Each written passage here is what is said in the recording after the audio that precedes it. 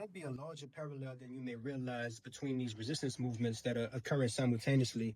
I'm referring to primarily the Zulu anti-immigration protests that are happening in KwaZulu-Natal, and also these Islamic resistance that have been happening for years in the Middle East against military occupation from the U.S. and Israel.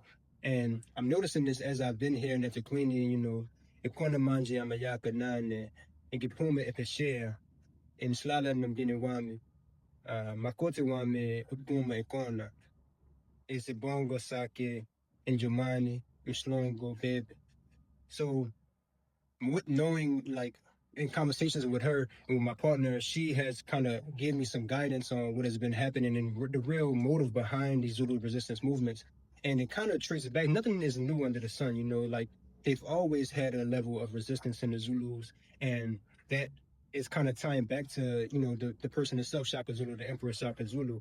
And when you look at what he was able to do was, fight off the British in some capacity by galvanizing different tribes under his umbrella and making sure that, they was able to be trained properly and be able to fight off this force that was coming to, I guess, take their resources. And today, this same type of energy is still within the Zulu people, but now it's just being faced towards basically anti-immigration of other African immigrants that are coming in and utilizing the resources and stopping, I guess, them from being able to prosper in their own capacity in this area. And what I'm wondering is, are they expecting some level of galvanization again of other tribes like the Venda, the Tosa, and are they looking for that type of support in their movement versus doing it alone?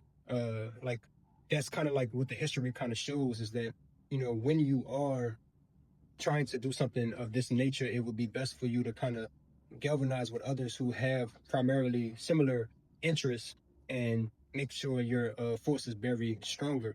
And I can kind of look at the history of all the resistance movements, such as the Islamic resistance movement, and you can tie this back to like the 1980s, because before the 1980s, you have a level of westernization in places like Iran, which is currently in a conflict with the U.S. But in the 1970s and 60s, they was more Iran was more westernized and had more of a vacation attraction type of climate and a social environment that was more suitable for foreigners to enter and basically be able to settle.